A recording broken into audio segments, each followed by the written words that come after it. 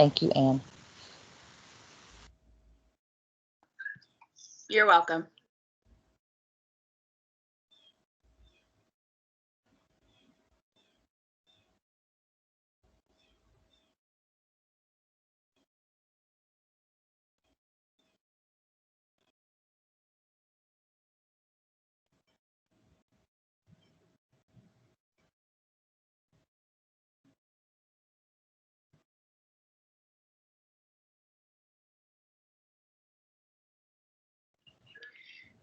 Jennifer, do you hear me?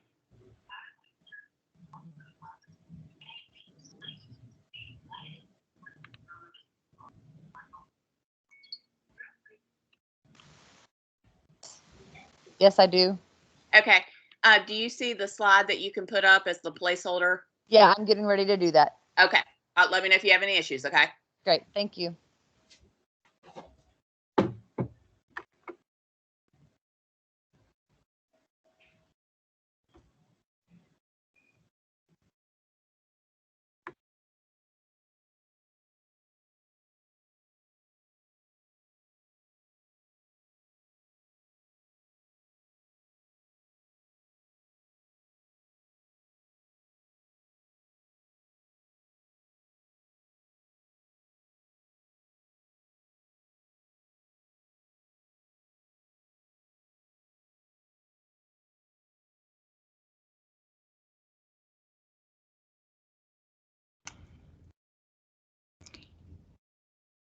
Jennifer?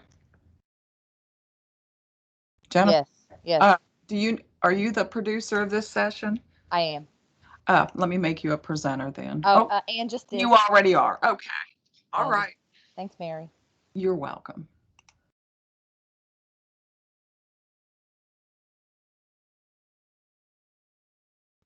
You're still too bright.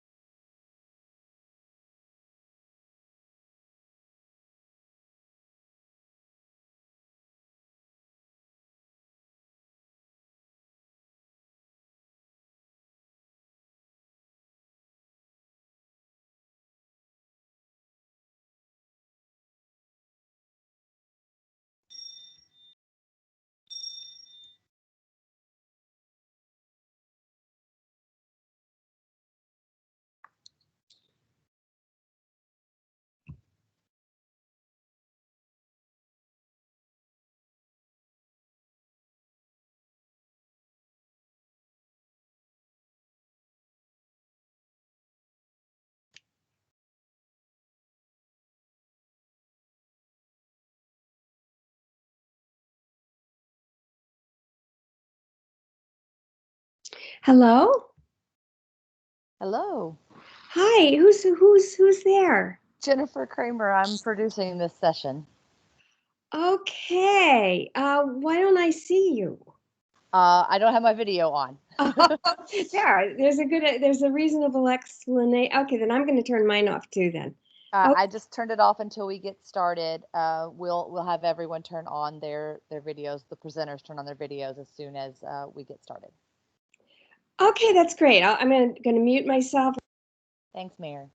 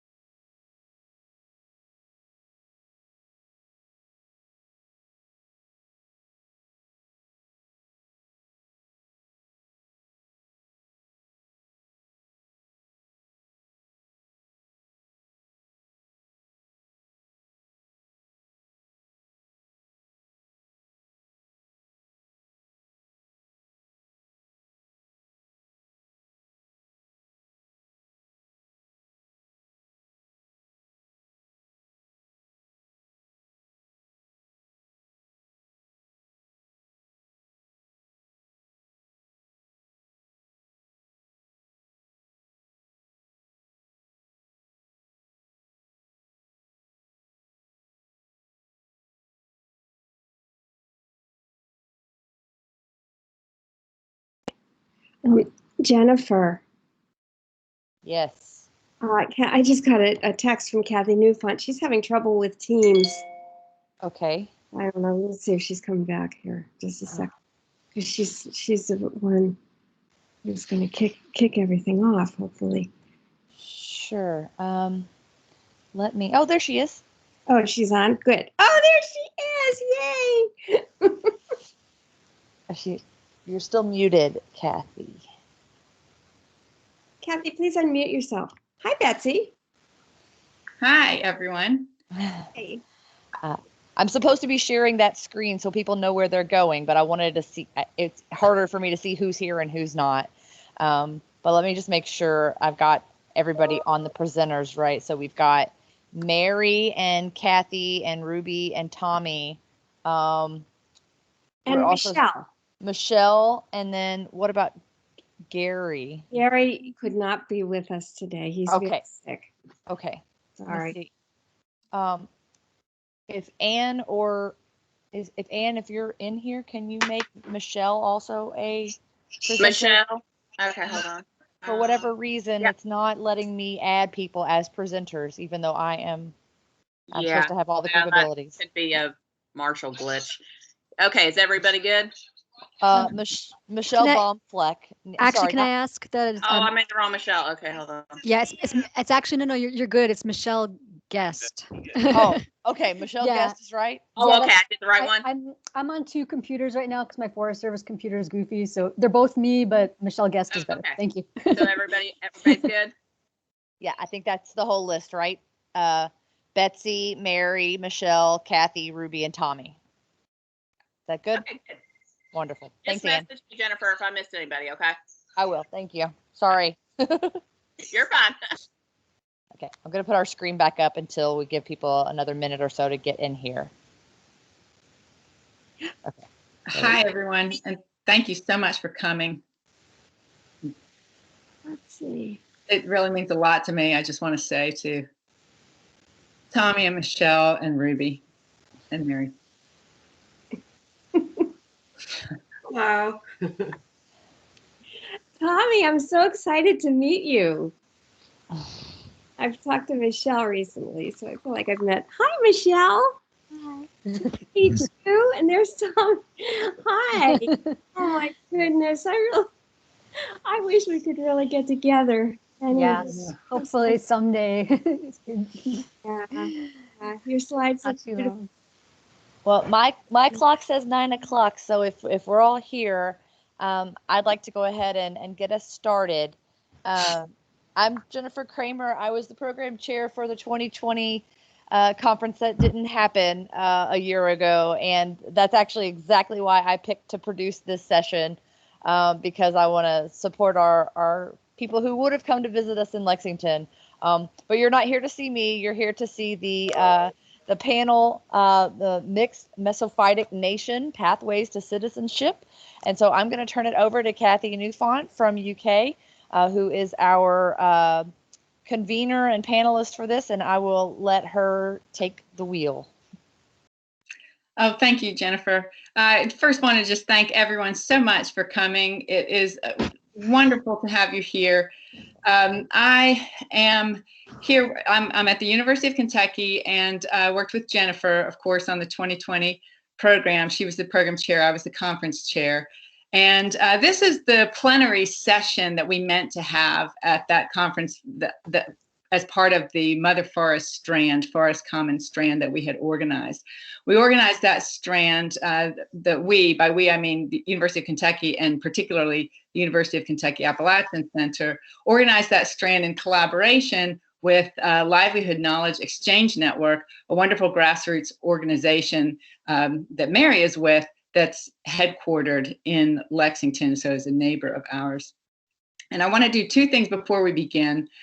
First, I'd like to read the land acknowledgement that we had planned to read at all the plenary sessions of 2020. It was prepared by UK graduate student Tyler Cabe, who's in the linguistics program working with Jennifer. So, I'd like to begin today by recognizing and acknowledging that we are on the lands of Shawnee, Cherokee, and Chickasaw nations. When I say we, I am talking about our sponsoring organizations. Of course, we're everywhere, but our sponsoring organizations of the University of Kentucky Appalachian Center and Lichen are on these lands. On the lands of Shawnee, Cherokee, and Chickasaw nations. These lands were the traditional territory of these native nations prior to their forced removal. These lands continue to carry the stories of these nations and their struggle for survival and identity. And for the University of Kentucky, as a land-grant institution, the University of Kentucky has a particular responsibility to acknowledge the peoples of these lands, as well as the histories of dispossession that have allowed for the growth of this institution for the past 150 years. We are also obligated to reflect on and actively address these histories and the role that this university has played in shaping them. This acknowledgement and the centering of Native peoples is a start as we move forward for the next 150 years.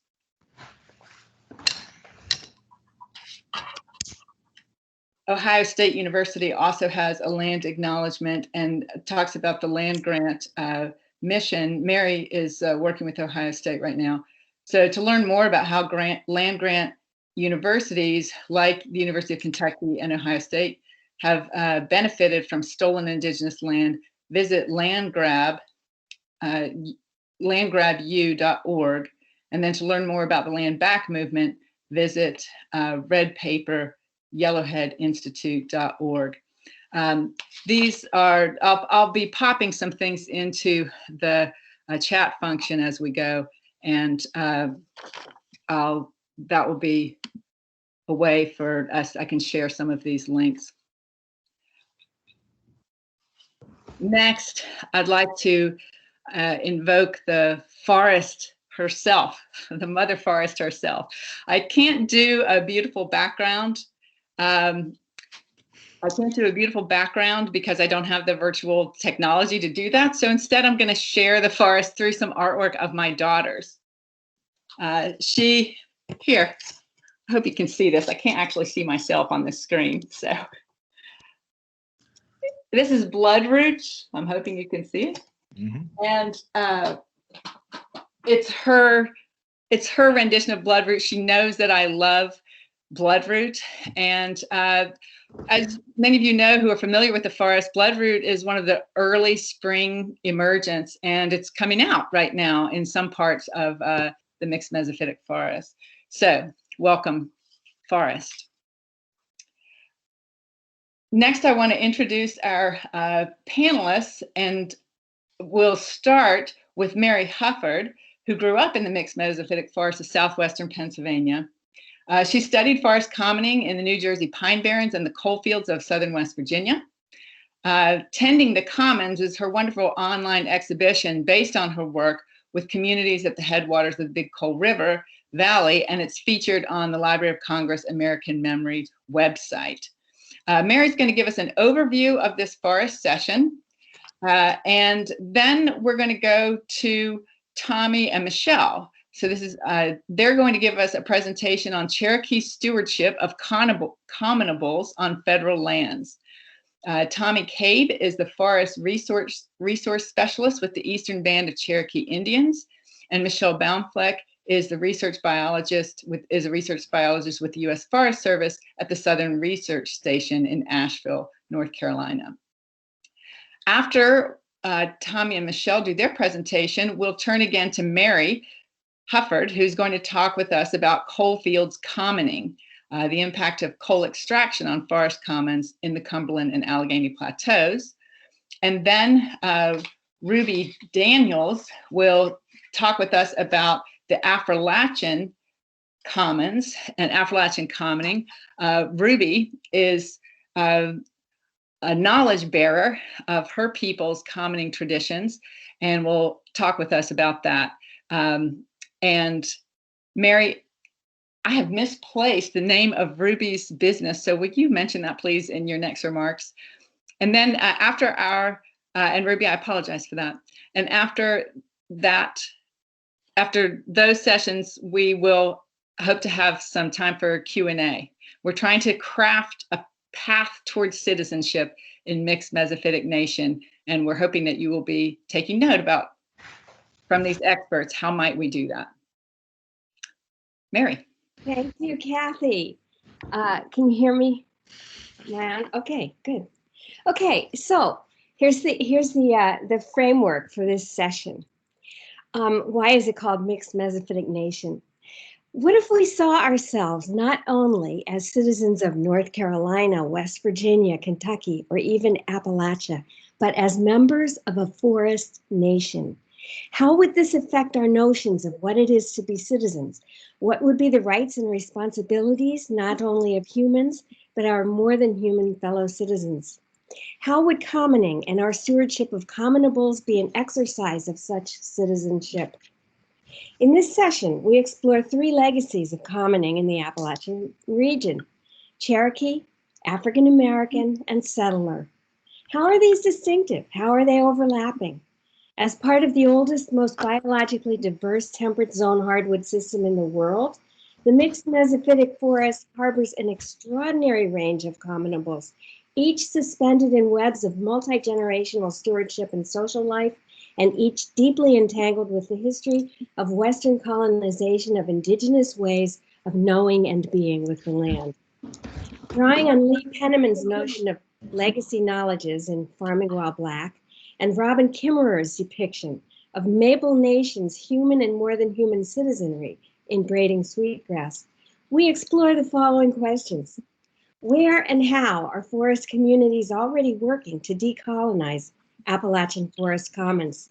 What pathways to citizenship in a mixed Mesophytic nation or mother forest might we retrieve from diverse traditions, including not only African American Cherokee settler, but science? How do these pathways negotiate and traverse property regimes, both public and private? How do they implicate and learn from perspectives of our more than human fellow citizens?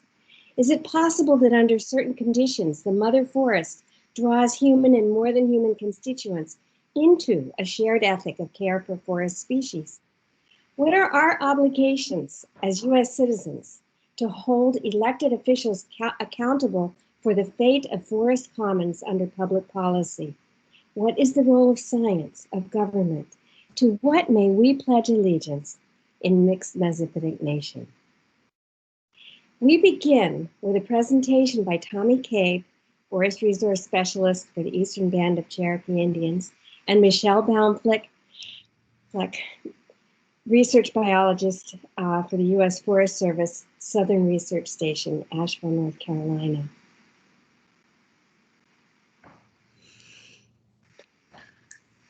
I can share. Oh gosh, how do I share the screen again? There's a little button that's a square with an arrow pointed up. That's Oh share. yes. Oh, that's so good. Okay, yeah. Oh, now look. Okay, I'm about to share. And I think anyone who is a presenter should have the capability to share. So if someone else needs to share other than Mary, that's okay too. Well, yeah. I mean, I'm hoping. Okay, is that shared? Yes. Yes. Okay. Can you advance the slides, Michelle, or do you need me to? If you're sharing, then you would advance the slides. Okay. But I can also just share from this computer and advance either way. We just do that. Okay. That's probably so much easier for you. Okay, let's just do that. Okay. I'm going to unshare. How do I unshare? Okay. I believe if you go to the top, oh, there you go. Did I do it? Okay. There you go. Wonderful. Thank you. Great. Is my screen now being shared? Can we? It see is. that? Okay. Yes. Great. Okay. There we go. Wonderful. Thank you.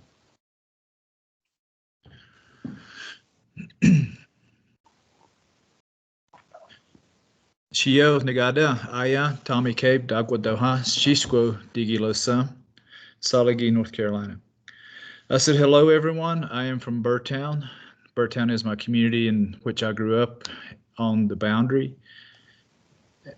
And I said from Cherokee, North Carolina. The first slide is a beautiful slide, one of my favorite slides of our clan system. We have 7 clans.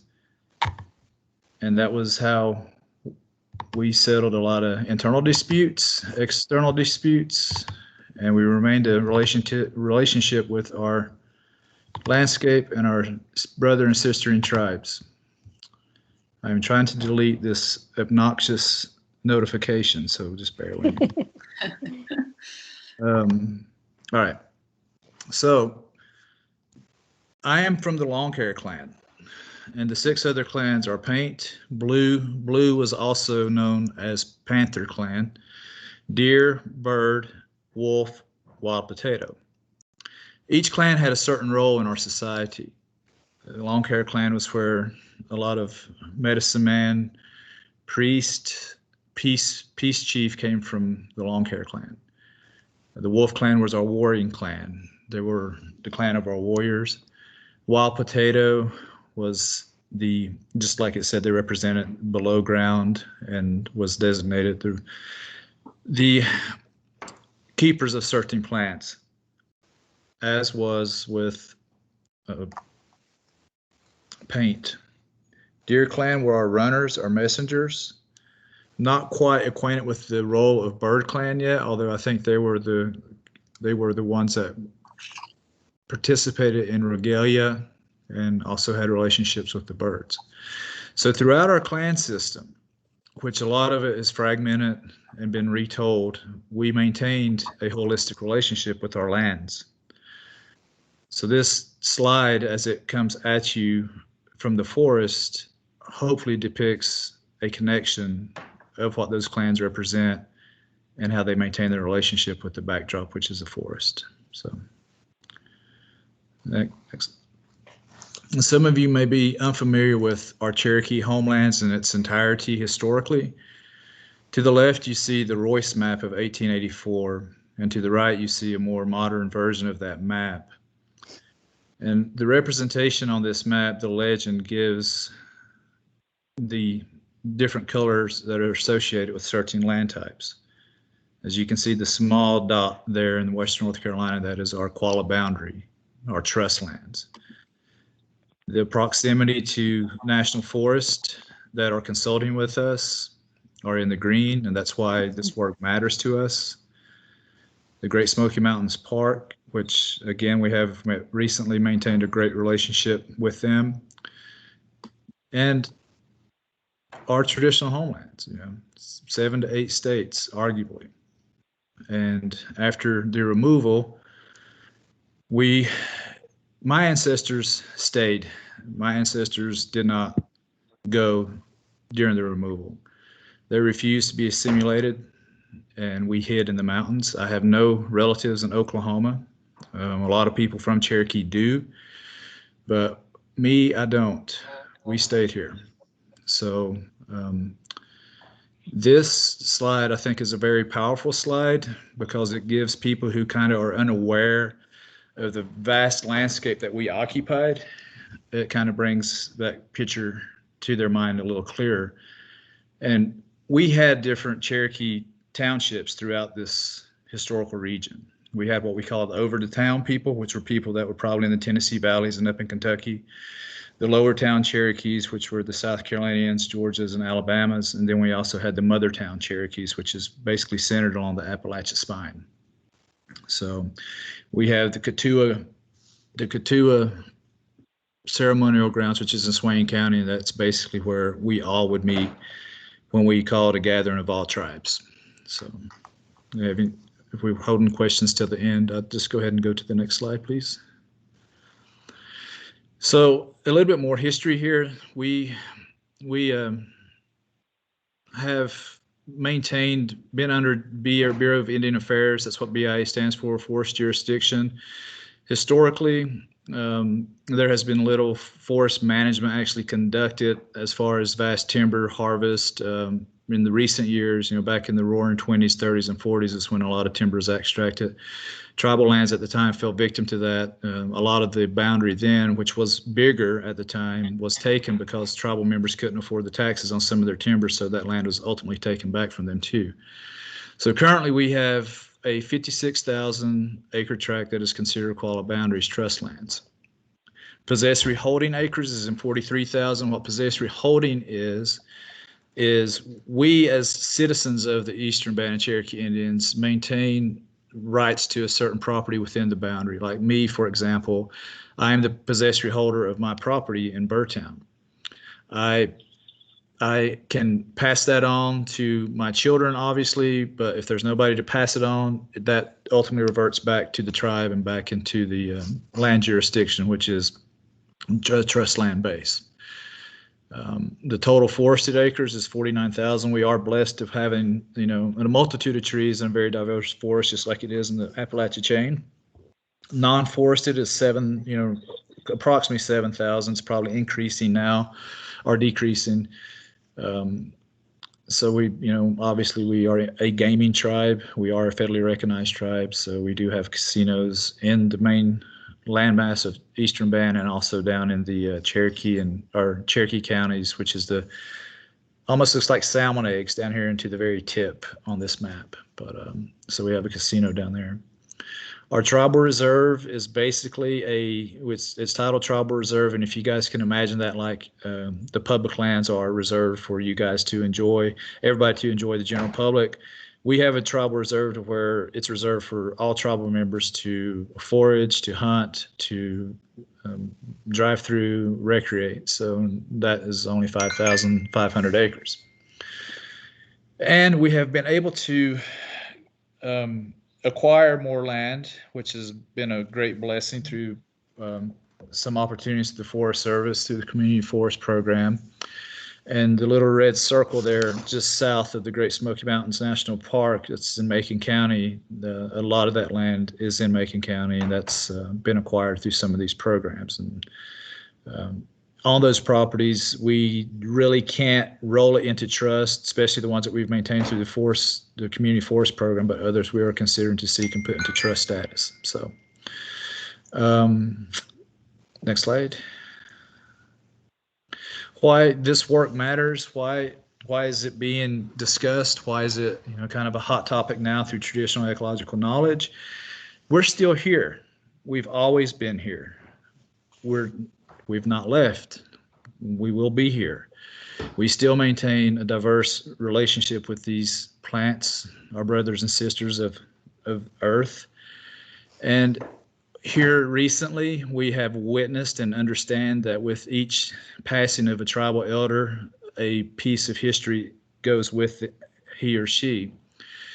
And so we are trying to capture existing knowledge, existing recipes, existing stories about some of these relationships that go well beyond the first colonializations happened in our homelands.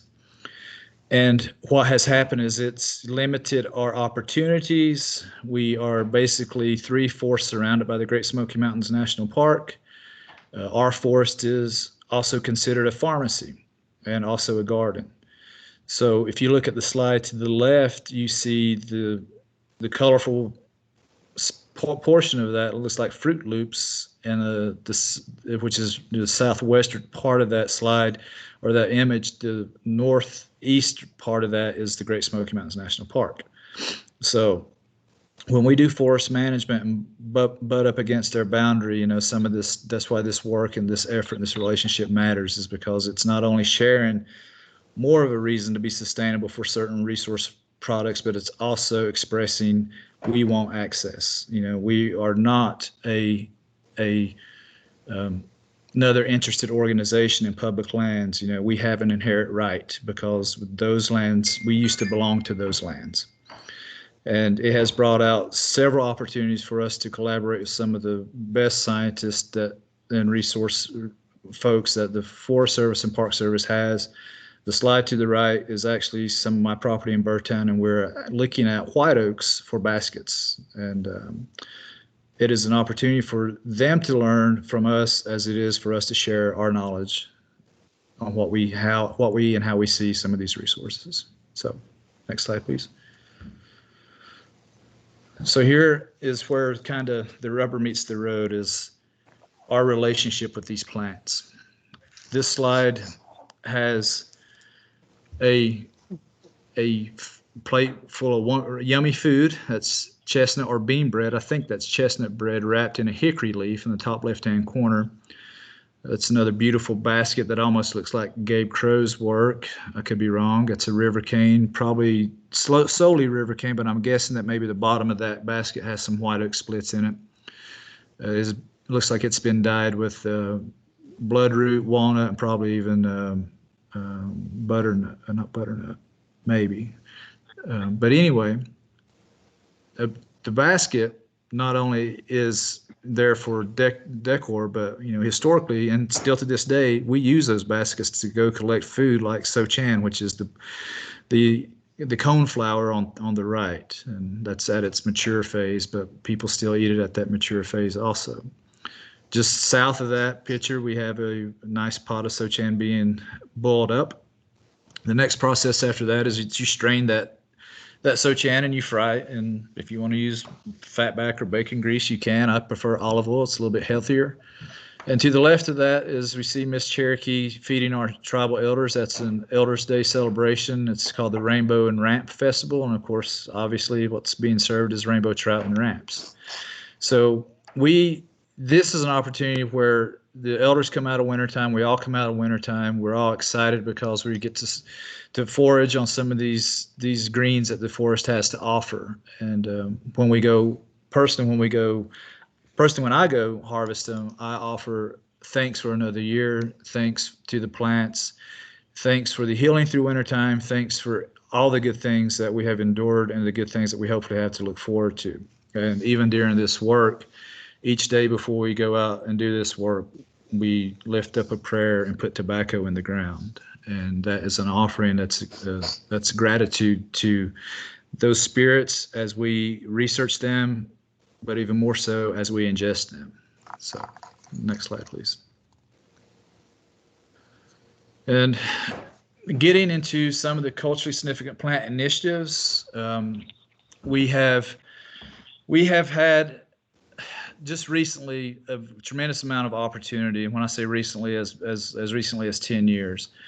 And this is when we started really hitting the high gears and research of our presence with plants, our relationships with plants. We were concerned about some of the plants' sustainable presence in our forest, especially on the Forest Service land. And so that landed some MOUs. And the MOUs were to collaborate with the tribes. The tribe was, wondering what was in it for the resource if we entered into these agreements. And the response that we got was that if we can prove that our methodology of use and take from these forest products is more sustainable, then policies within the Forest Service landscape will be considered to be changed. And I hope to see that, and my tribe hopes to see that, because we're also trying to build trust back with the federal government. So land acquisition and conservation, I've already said that we've been able to land some acreage that was ultimately ours, and we are working to create that little forest into what it should be for the sake of what it represents, where it's at next to another historical mound, but also so we can start telling our story from our perspective instead of it being portrayed in a book written in past pretense. People seem to forget that we're still here. So all these things have led to a multitude of interests by federal government and by tribes and other tribes throughout the region and across the nation. And how we anticipate using those is how we share. And so, knowledge is meant to be shared at some point, but we are still guarded with some of the knowledge we possess, for the sake that, we have been kicked to the curb a couple of times. So this slide right here is a good representation of how that is exchanged, how community engagement is exchanged, and how it is actually placed into the scientific models in the field. So next slide. So research initiatives. This is, I think, where Michelle kind of helps. We can tag team the rest of this. But this plant, Sochan, is one of my favorites, and this plant is the plant that we are able to right now harvest within the Great Smoky Mountains National Park. So that's a big green light and a big win for us, and a big homecoming, as you would say. So go ahead. Thanks, Tommy. That was fantastic. I'm getting a lot of feedback on my side, but I'll just keep talking here. So thank you, everybody, for being here today. And I'd also love to acknowledge that I'm currently living and working on Cherokee homelands, which is here in currently what's called Asheville, North Carolina. And I'm really honored to be able to do this work with Tommy and with the Eastern Band. So just to make a quick mention here, that all federal lands are tribal lands, and the federal government has a sacred responsibility to tribes to maintain those lands. And a part of what we're doing together is working together to bring that care back around to be much more inclusive to the original stewards of this land. In this case, we're the Cherokee people, and specifically the Eastern Band of Cherokee Indians. But within the Forest Service and on the research side of things, there's been a serious movement in the last few years to really be more inclusive of traditional knowledge and also tribal values and priorities and interests in research.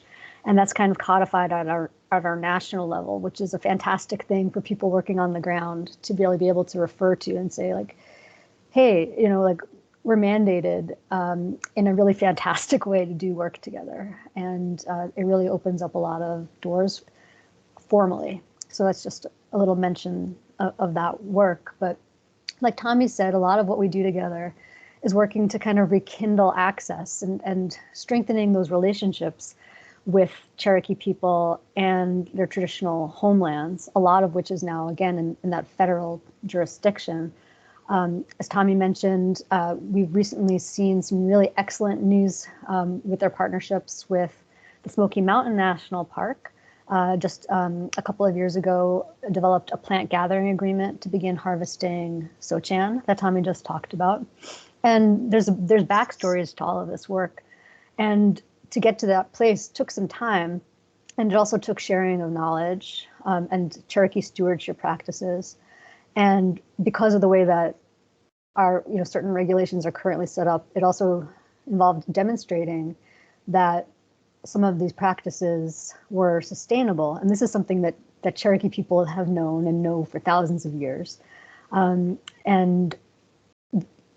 just kind of translating it into other formats to be shared to advance Cherokee interests back in getting access and stewardship possibilities back on these landscapes. So we're doing work together that will support further work with the Smoky Mountain National Park and also National Forest Management with a couple of different plants. And one of these is ramps. And I know that several people, like Mary on this panel and many others, are very familiar with ramps. But for those of you who aren't, they're a slow-growing wild onion, which is fantastically delicious. And we can talk a lot more about it. But there's been a lot of recent interest in the last few decades nationally for this plant, has led to some concerns of overharvesting. And I'll go pretty quickly. I see that our time is getting a little short, but this is also an incredibly important Cherokee traditional food and has been for millennia. And there's been research done on sustainable harvesting of ramps, but for a couple of different reasons, they haven't yet included Cherokee traditional knowledge in that research. And sometimes this research is used to make policy, and it ends up punishing people or ending up creating limitations, even when Cherokee knowledge and practice might be doing something very different that's more sustainable. So what we're doing together is working to include that Cherokee knowledge in sustainable harvesting of ramps. We're doing that through harvesting experiments guided by Cherokee knowledge with Cherokee harvesters to learn from their harvesting techniques, and also working with community members more broadly to learn more about the sustainability of systems and values more broadly, of how people interact with and care for land. And we've learned a number of amazing things together. And something that we've been moving towards is really kind of co-producing knowledge. And it's taken several years, but to slowly build relationships and create spaces for community members to share their knowledge, their questions, their ideas that can then move into that next iteration of research. So we've learned a lot about sustainability ethics, about people's deep connections to landscape that they share with their families, their children, their grandchildren, and their deep care for plants and place, which we can talk more about in the discussion. We have other colleagues from the Forest Service doing similar kinds of work with culturally significant trees. And this work is parlaying directly into conversations with National Forest Management. So that's that common space that we're talking about. These are the national forests that, again, are also tribal homelands. And I didn't mention it before, the federal government and the Forest Service in particular, we take that nation-to-nation relationship very seriously, and it's a very distinct relationship, just to set that stage. But in any case, we have artisans working with us who are helping us understand about the conditions for basketry, for white oaks, for example, how we might consider silvicultural techniques that can enhance the availability of white oak trees for basketry, and several other initiatives like that on the way. And these are some changes that are actually being written directly into forest plan revisions. There's specific interest, and it's actually, again, being written right in to include traditional knowledge and figure out processes of working together to really blend those bring diverse knowledge systems into that management and care of the commons. And there's a lot of community workshops that started and have been delayed a little bit from COVID, but that's kind of in the works. And just to wrap up with Tommy here, looking forward to the broader discussion we'll have after this presentation.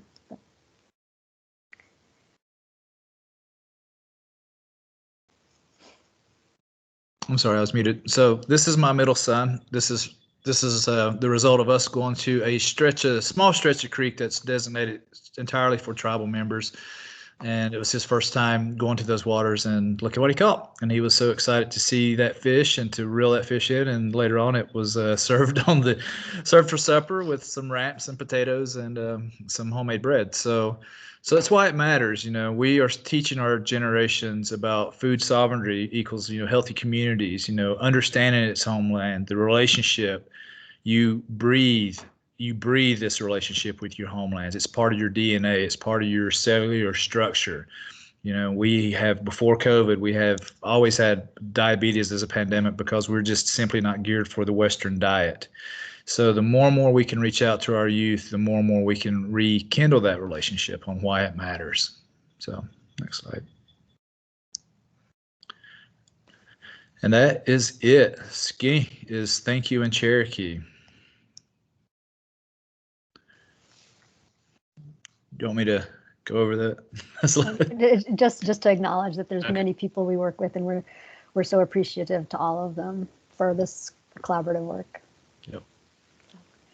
Thank you, everybody. Yep. Thank you. And thank you. Thank you so much, Tommy and Michelle. We will hold questions until the end,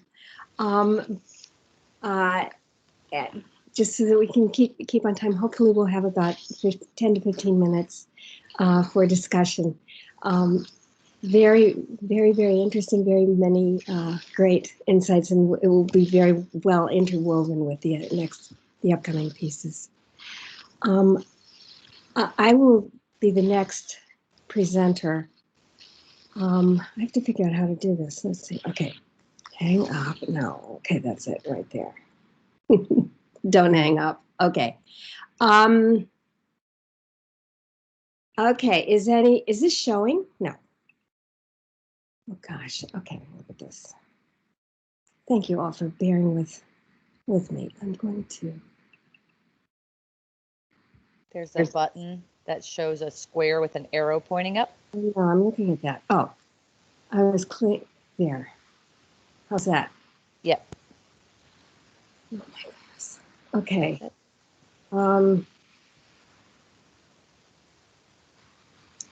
Okay. I can't see what it's showing. That's it's not showing your it's not showing it as a presentation. It's still showing it inside of PowerPoint. So if you click the button that says play from start, there you go. There you go. Got it. Okay. Thank you so much for the coaching. All right. Okay, the second case study. We'll have some very interesting and striking differences. It comes to us from the Central Appalachian Plateau region, also known as the Coalfields, where as a folklorist for the American Folklife Center, Library of Congress, I worked with the Lucy Brown Association for the Mixed Mesophytic Forest on a citizen science monitoring project in the 1990s. Over a period, I'm going to go back to this one. Over a period of 4 years, photographer Linda Eiler and I visited around the seasons in order to learn from people living in southern West Virginia's Big Pole River Valley about historical and contemporary uses of the forest and affiliated cultural, social, economic, and spiritual values. I really regret to say that one of the people that we worked with at that time, Gary Bone, was going to be with us this morning, but was unable to be here because of illness, and I'm really sorry about that. So this presentation is based on conversations with folks like Gary and many others living here in the headwaters of the Big Pole River Valley. This aerial view of the headwaters shows the classic mixed Mesophytic cove topography of the Allegheny Plateau, where mountains are in fact the effect of 300 million years of erosion. The resulting jumble of hills, dendritically etched into hollows, creeks, forks, branches, and licks, and flanked by rich colluvial soils, sequestered during the Ice Age what ecologists have touted as the world's most biologically diverse temperate zone hardwood system, a mother forest, subsequently shaped over thousands of years through indigenous practices. Practices adapted by 19th century settlers, many of which continued into the present. These practices are memorialized in names for every wrinkle, knob, ridge, gap, creek, swale, bottom, and drain you can see here. This part of West Virginia was, through much of the 18th century, contained within Cherokee territory, and this is the part right in here, to the east and north by the New and Kanawha rivers. The memory of indigenous presence is encoded in names for spaces and species. Indian Gap, Shawnee Lettuce, and Peachtree Creek, all in English, not in native languages. Peachtree Creek, so named, an elderly man told me, because the first white man who ever came on this creek saw peach trees growing and called it Peachtree Creek.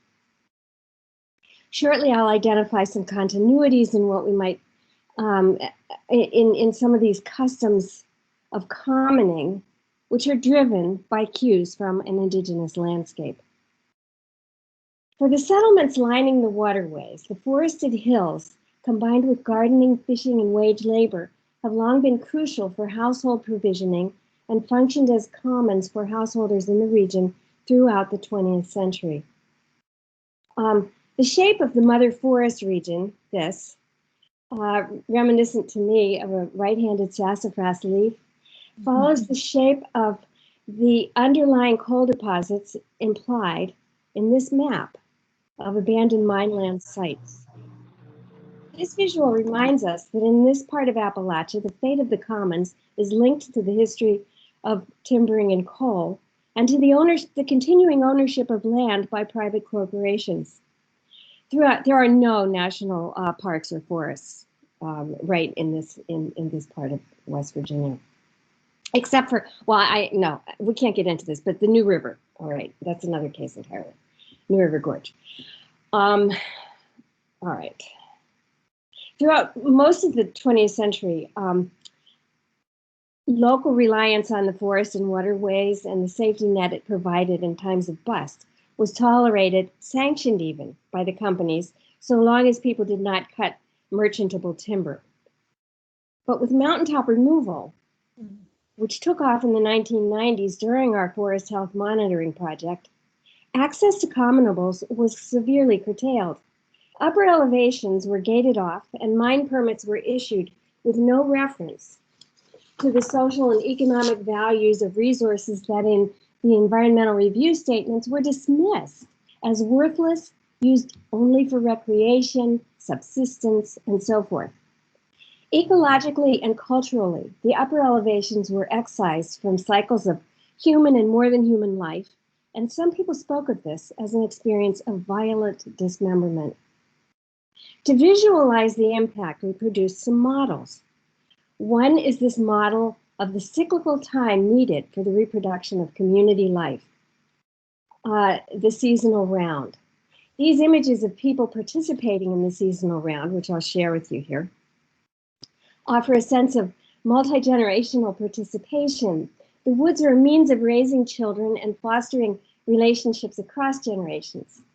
So you've got the spring, the ramps, which are in the upper elevations surrounding those intermittent streams that are filled in by valley fill and so forth. Okay, ramps. These are the women at the cutting up ramps for the ramp supper, the annual ramp supper on Pine Knob. This is an owl hooter used in turkey hunting, made homemade, obviously. And okay, more springtime things. Wow, I can't. Okay, there it is. Okay, big gardens that are planted in the spring. You also have these. Here are youth out there just encountered during a trip up Hazy Creek, digging ramps. Seining pilgrimates, kind of the larva of the Dobson fly, very good for catching bass. Summer, we've got canning going on in the summer, berry picking, and there are also hints of possible continuities in the social lives of species and spaces. Here you have corn planted with beans growing up the stalk in a coal camp right up against Route 3. And there are other continuities that we'll come to here. Practices shared among indigenous and settler communities. In the fall, you've got, squirrel hunting, butternut, collecting butternuts, digging ginseng, merging into winter where you have deer hunting, cooking venison, canning black walnuts, and so the seasonal round mirrors the ecological webs that tie together the upper and lower elevations from holes of water, where people camp and still camp and fish, and are baptized, so those are sacred spaces. And we map the holes of water to ridgetop, what are known as camping rocks, which were also have Native American artifacts that have been found under them for generations. In fact, it could be argued that a continuous history of use as camping rocks has never been broken. But it was used by settlers, by long hunters coming into the region and so forth. But these rock overhangs, this is Charlie Rock, this is John Rock, they all have names. Anyway, so these, it is the seasonal round itself that ties together all of these spaces, implicating commons and commonables and webs of stewardship and care that people cited frequently. You don't cut nut trees because those are good for animals. Many people have their own patches of ramps and ginseng tucked away somewhere around their homes. Tending the soil by growing the corn and beans together or replenishing it in the spring with soil gathered in the coves, which I mentioned are those rich deposits from all that erosional activity. Or giving away for elders everything that was harvested. Let's get to this one. As LaFawn Petrie, shown here peeling potatoes for the annual Pine Knob Ramp dinner, explained, Gladys found 50, she's known as the queen of the molly moochers. Molly moochers are morel mushrooms. Gladys found 51 molly moochers on Friday, and she sent them to her friends that were sick and couldn't get out and get any. I gave mine to my friends too. We both feel that if we give them to our friends that we'll find more. It's just our belief. If we give away what we find today, next time we'll find more. Other models we created visualized the footprint of mountaintop removal on local mixed mesophytic commons such as Hazy Creek. Here it is, and then here's the footprint. and on the global forest commons itself, inasmuch as this unglaciated forest region is a geological remnant of one of the oldest temperate zone systems in the world, hardwood systems.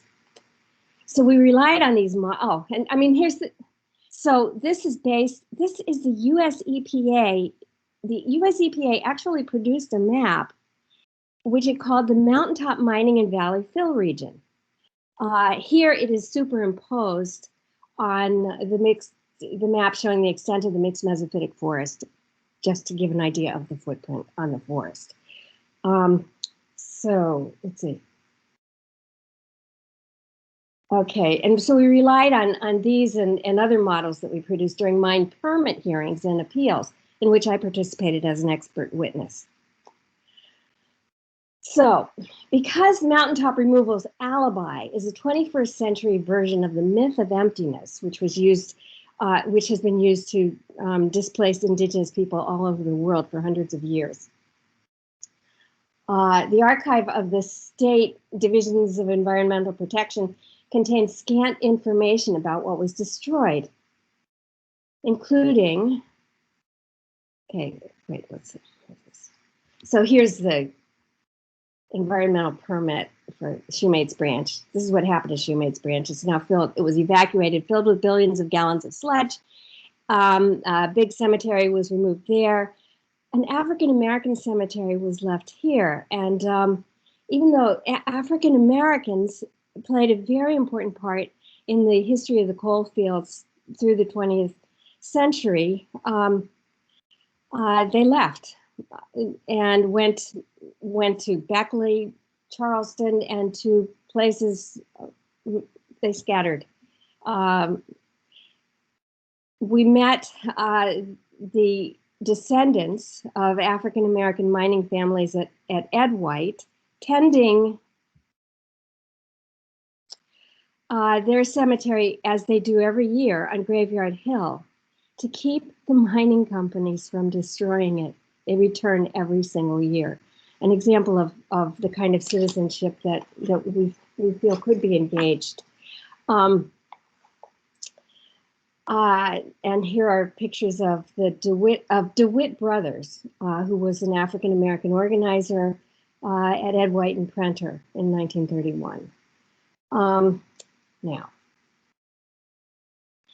documentation, while this sort of documentation is certainly not available in the archives of the myth of emptiness, it is scattered across many institutional archives, including government, the academy, corporations, and communities.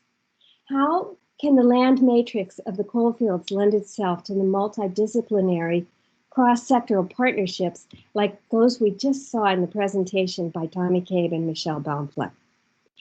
How can reclamation be undertaken as a project of healing, approaching the healing of land and people together? Engaging the many reworlding projects that are underway, acts of mourning, remembrance, and imagination. In one example, emulating an ecological model of partnerships. I call this ecomimesis. Lichen, my organization, is working with these is working on several reworlding projects. One of them is sharing successes in agroforestry, about which you can learn more by attending Chris Burney's poster session. Reworlding in the wake of mountaintop removal, mining, what kinds of visionary collaborations might we engage, bringing together frontline communities, scientists, public health workers, ecologists, artists, and many more? What kind of citizenship is needed for such a project of healing and restoration? I can think of no one whose work addresses that question better than our next speaker, Ruby Daniels. Thank you.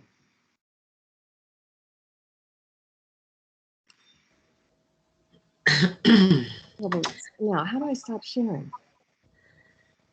Good morning, y'all. How y'all doing? I am going to share my screen.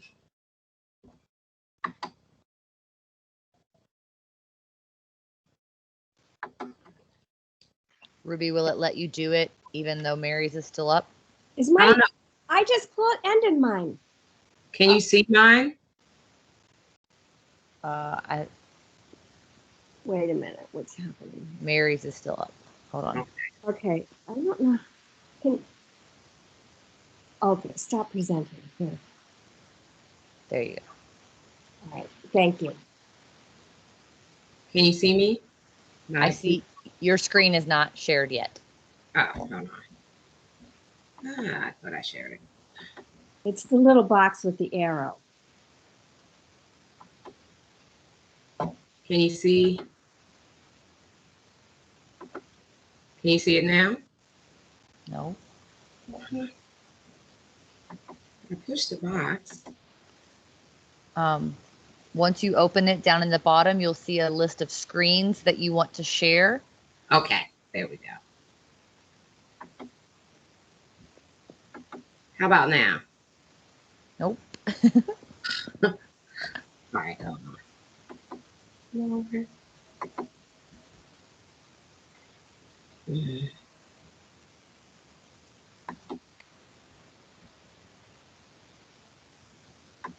Your entire screen.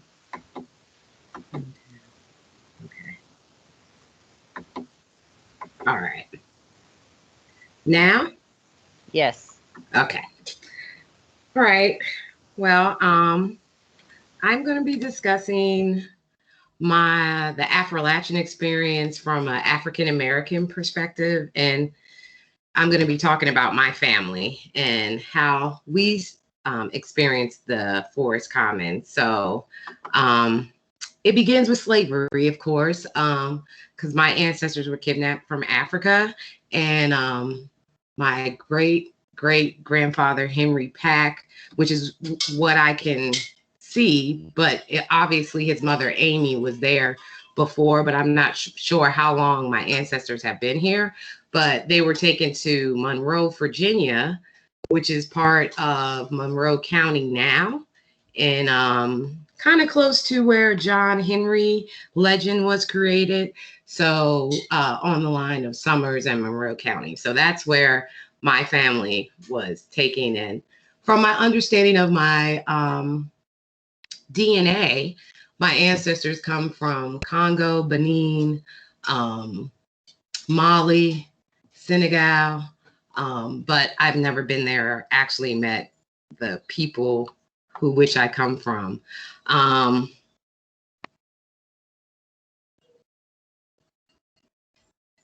So during slavery, a lot of African Americans were allowed to grow plants near their slave quarters. They were allowed to go into the woods. As far as working with the plants, at least in Virginia, it was illegal. And so if an African American was caught utilizing plants, they could be sentenced to death. So a lot of the way that African Americans interacted with woodlands, was very hidden from settlers. And so a lot of things have been kind of kept within the community, and it's not shared with other people in America. Some of the herbs that the captive Africans or slaves used which I found through the slave narratives and just from speaking to my family, were sassafras, Jimson root, dogwood bark, mullein, pine tops, pokeweed, apple root, and chestnut leaves. I think that there could be considered a difference in how African Americans use it, because we bring our lens of a 6,000-year-old ancient culture where sometimes spiritual action was applied to the plant. So a lot of enslaved Africans used some of the native woodland plants in spiritual protection during the atrocity of slavery to kind of help them with the torture, to help them be able to survive the existence of slavery and move on to the next. So a lot of the woodland plants were artisaned into kind of like what you know as mojo bags, and they would carry the roots with them because they couldn't be in the open and have like a altar in the woods as they did in Africa. So a lot of the plants were hidden, and people were carrying them, but a lot of people didn't, as far as like the master and the overseers, didn't know they had them. But for instance, Frederick Douglass carried the man of earth plant because he kept getting beaten by an overseer, and one of the older root workers on his plantation told him to get this root and carry it, and it will stop the overseer from beating him. And so he said he didn't believe it in his autobiography in the the hoodoo root working thing, but he said, I carried it, and the overseer started with him, and I guess something came over him and he just beat the overseer down, and the overseer started laughing. Now, normally in a normal case like that, if you were to beat the overseer, from my knowledge, he should have been killed. But that was Frederick Douglass showing how a plant of the forest provided spiritual protection for him. Like I said, they learned to work with it through spiritual support, healing, also, using the roots and things to clean themselves out, to work with illnesses. One particular native plant here in Appalachia that I use is Baumflek, which was used also by a lot of native slaves and native African slaves. But what's so funny, I am an herbalist, and I've been using Baumflek for my COVID-19 formula, and it's antiviral. And it's working. Like, I haven't had anybody say it didn't help them with COVID-19. So, my ancestors were right. So here we have Henry Pack. He is my great-great-grandfather. He is the son of Samuel Pack, who was the slave owner. What's interesting about him is that his father, who was also his owner, gave him a choice to where he could go after his death. So my great-great-grandfather decided to go be enslaved by his uncle in Blacksburg area. And so the little piece of paper you see there is the slave rolls, which list him, and he was worth $600 at the time. And this is his wife, Annie. And like I said, he's my grandmother's grandfather, my great-great-grandfather. After he was freed, Henry Pack had his own farm.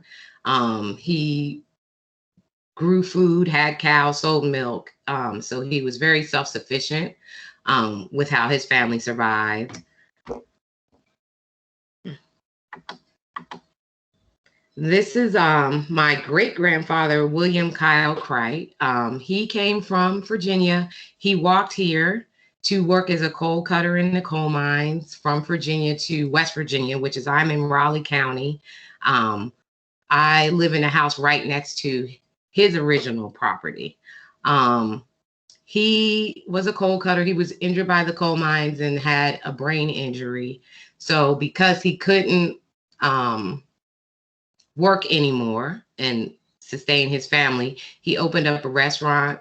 He owned 70 acres here in Raleigh County, which was mixed with woods. He timbered. He also had an orchard of golden delicious apples. And then in the restaurant, my grandmother, my Aunt Ruby, my great Aunt Ruby, my great Aunt Kathryn, they all made pies and things and sold them.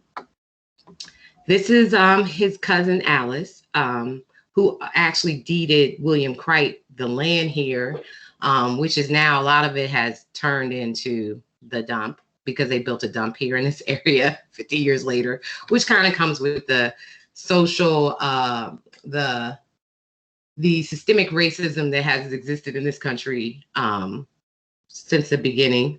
And so, but he did have that at one point in time. Much of the land was divided with his kids, including my grandmother. Also, I had in the same area of this place that was a coal camp. where you see the point, that is my great-grandfather, Judge Shepherd. So well, the way my property is, I have in front of me my grandma, which is Cripe property, and then on the right of me are 6 lots, which was Sneed Shepherd, which is Judge Shepherd's father, and then Judge Shepherd's house was in front.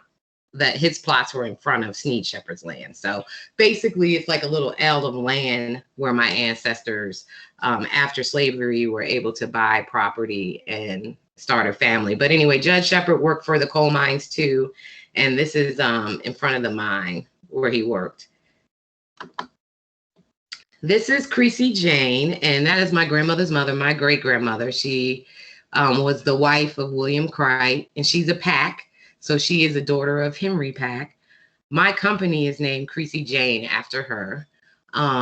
So I didn't get to meet her. She died when my grandmother was 2, but as a practice, I thought to carry on the name of my ancestor, the original mother of my grandmother.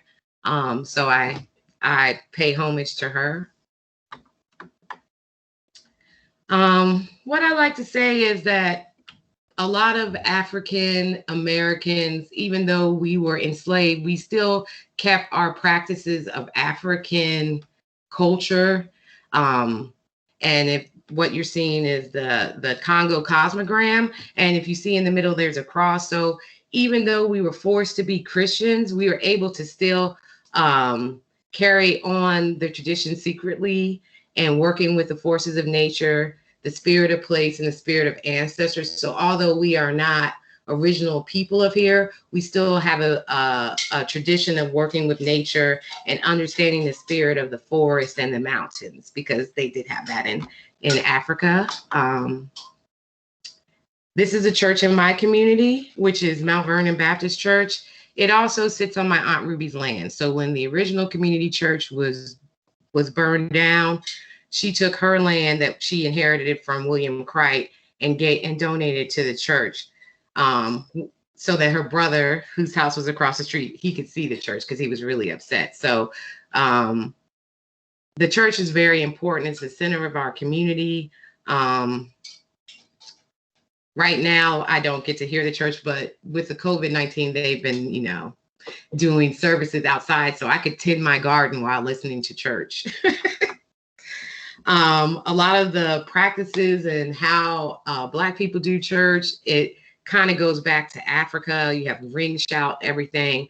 And then also what early African Americans did, they would have practices in the woods, in the forest, and be able to practice some of the things that were illegal and could possibly get them killed. So the forest has been a safe place for African Americans, a place to find refuge, to find food, but it also is a scary place for African Americans, because that was a place, if you got caught there as a slave, you might be murdered, abused, tortured.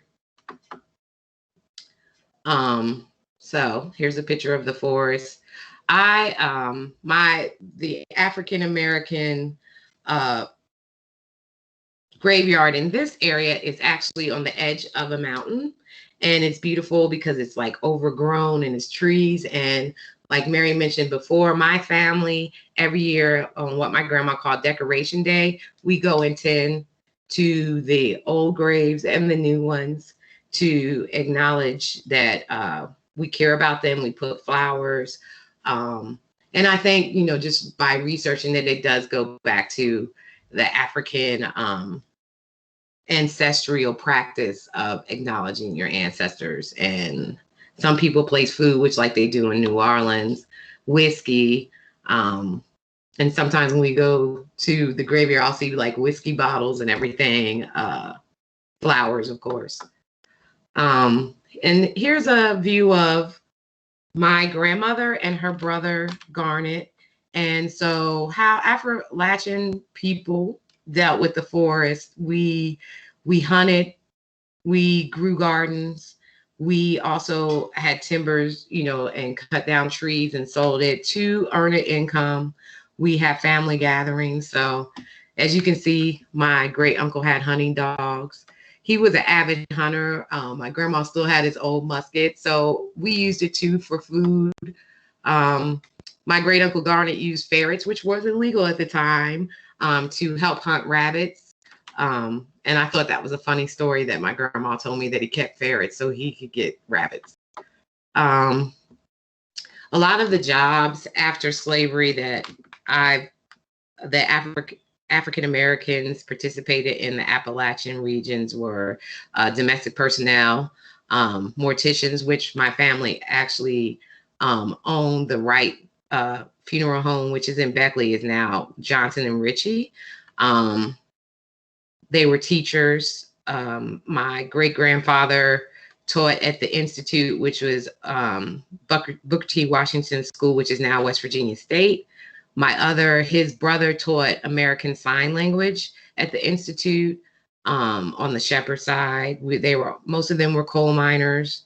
Like I said, William Cright was a merchant. They were all farmers. They kind of, I would say, the way our houses were set up here were kind of like similar to what they say as permaculture. They had, wildlife and gardens and trees. So they had a multi-story going on, and then they also went into the woods. My grandmother went in the woods and got honeysuckles and then planted them on the side of her house. The key parts of, I think, African American life in the Appalachian Mountains included church, family, and we didn't waste anything. You always use what you have and try to make a way, as my grandma says. How I carry on African American conditions or traditions, I am doing some regenerative growing practices on my property because, there was a dump here. A lot of things have been torn down or misused. So, for instance, I am planting trees back where they used to be. There used to be houses there, so I'm planting trees and kind of planting a little mini forest on the land that I have access with. I also work with the West Virginia Forest Farming Initiative because I do feel that we have to preserve the plants of Appalachia. So I participate in that. I also am an herbalist, so I make a lot of the traditional herbal formulations that my grandma used, and I also reach out to the community and try to share what I know. In addition, I am actually planting fruit trees because that was a tradition my family always had. They always had fruit trees in their yard and they always shared it with the community. And I feel that that is an important piece of what I'm trying to do here in the settlement of my ancestors. And that's it. And I have a website, which is creasyjane.com. Thank you to all of the presenters. We actually have about 4 minutes for questions. So what I would propose that we do is there is a raise hand function. So if people in the audience want to press raise hand, I can address the comments to the participants, the panelists. I'll indicate to everyone that several links have been added to the chat. If you are curious about some of the topics of conversation today, please go check out our chat. And I think maybe they're mining the chats too when they're recording the session. So maybe those will be available after the fact. I'm not certain of that. So if you are really excited about these things, I would go grab them now. But if anybody wants to raise their hand for a question, we can take them that way.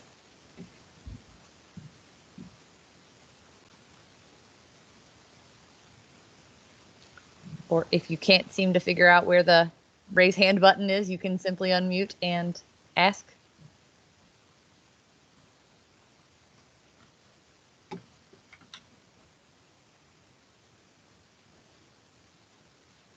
I will ask a question because I'm curious, Ruby, how much of that information you have from your family comes from direct storytelling practices of your family, and how much of it comes from the must be large amounts of digging you've done into the historical record too. Can you hear me? Yes. Okay. A lot of my research comes from my grandmother. My grandmother, is the first generation of my family that was actually free. So her father was a slave. So my grandmother was born in 1917, and she lived till she was 100. And me and her were very close. So I would spend summers down here and just listen to stories. And I guess my grandparents knew I was going to be the gatekeeper. So they would always take me up into the old black graveyard and made sure I knew where everybody was, because they were like, you're going to be the one that's going to take care of us when we pass. So a lot of that information came to me through my grandparents. And then the African piece, I used to dance, and in like 4th grade, I was picked to dance with some Sankofa through my ballet school. And that's where I got exposed to like the spiritual practices of Africans and Orishas. So it's been a funny experience through my life, how this information has came to me, but now it's kind of like I can see why all these things happen in my life, and how it's like coming into this practice that I have now, working with plants and seeing the spiritual part and giving the narrative of African Americans and their herbal relationship. Because when I was in my master's program, pretty much what they say is that African Americans learned it from Europeans and Native Americans. And I was like, I seriously doubt that, being that it was illegal for us to learn about herbs. So why would they don't even want us to read? Why would they teach us about herbs when we're serving their food and we could poison them? So Right. So yeah, so it's just been a lot of it was my grandmother's input, and then just being around. Luckily, I've been exposed to other elders in my travels. I lived in Georgia for a while, so I got to meet some Gullah and Geechee people down there for 7 years. So it's definitely different plants and a different environment than the mountains. But I do, I see the basis of why African Americans work with these plants, and what, through the issue of slavery. And then also just reading like papers from archaeologists where they've been exploring the remnants of slave quarters and root cellars, and that like has a plant. And then just going from like what I know from what my grandma talked about, I can fill in what maybe academically has been missing. Because sometimes I feel that even in enslavement narratives, I feel that some of the African Americans were not telling stuff because a lot of the interviewers were Caucasian, and there's still that fear factor that may have. I have a question. I'm hoping. Here's what we've seen: these three traditions. Not traditions. Three sorts of sources of practice. And what are the possibilities for engaging dialogue across them, and making all of them more visible in the public eye?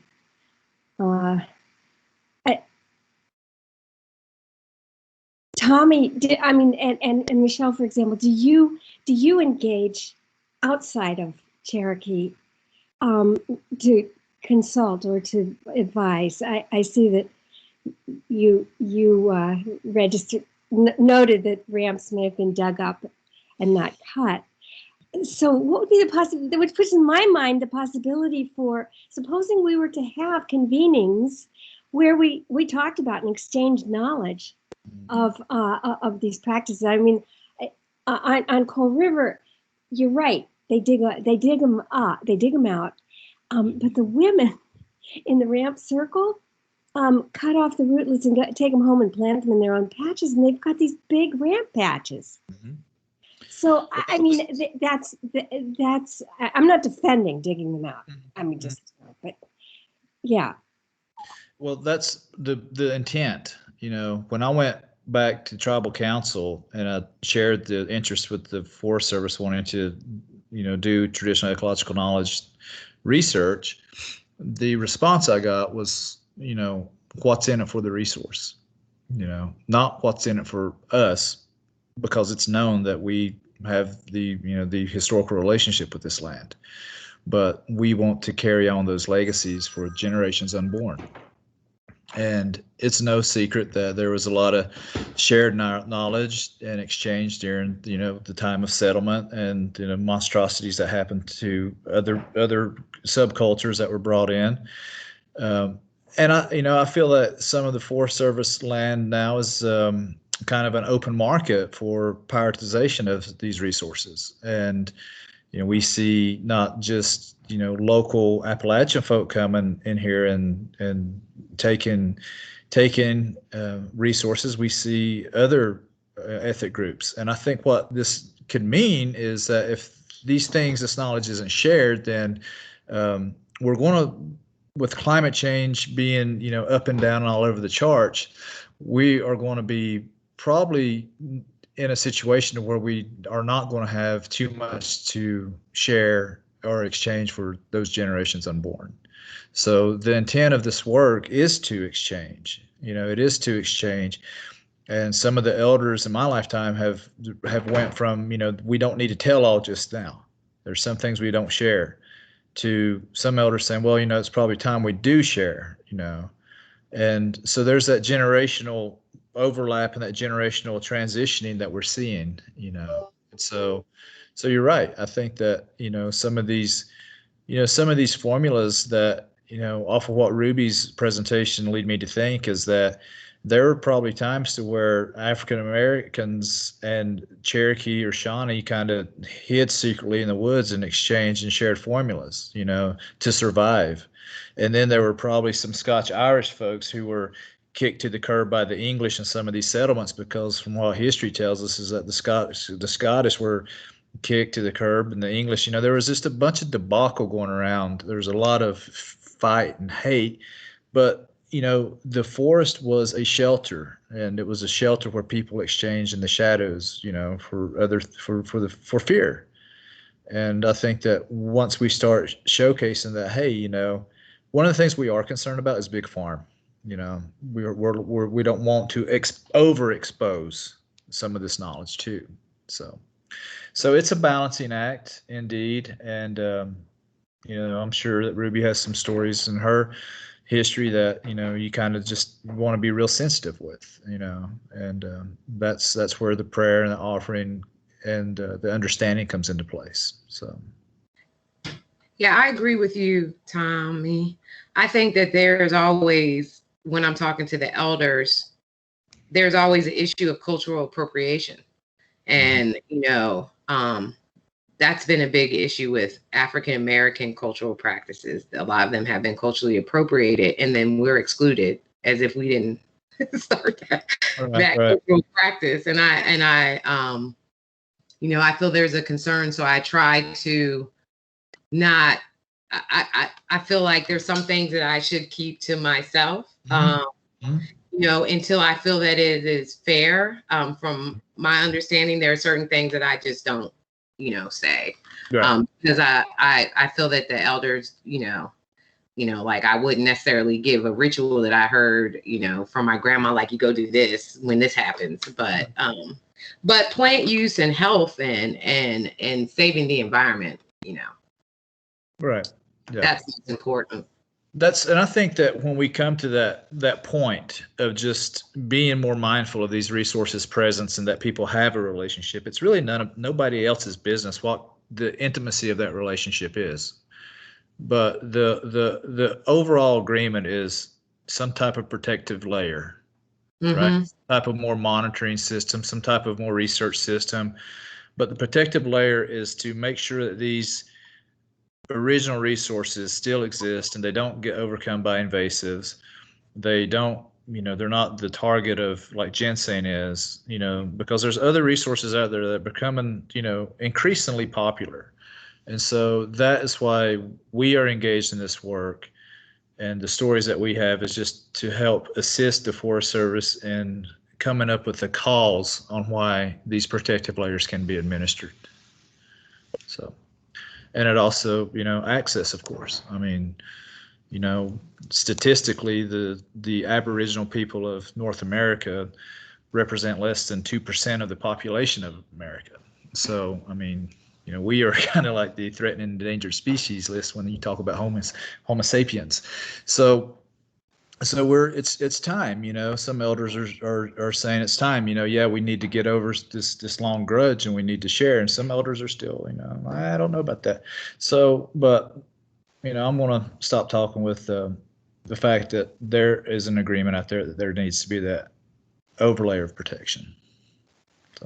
I have to get y'all to wrap up now because we got another stuff starting in 7 minutes.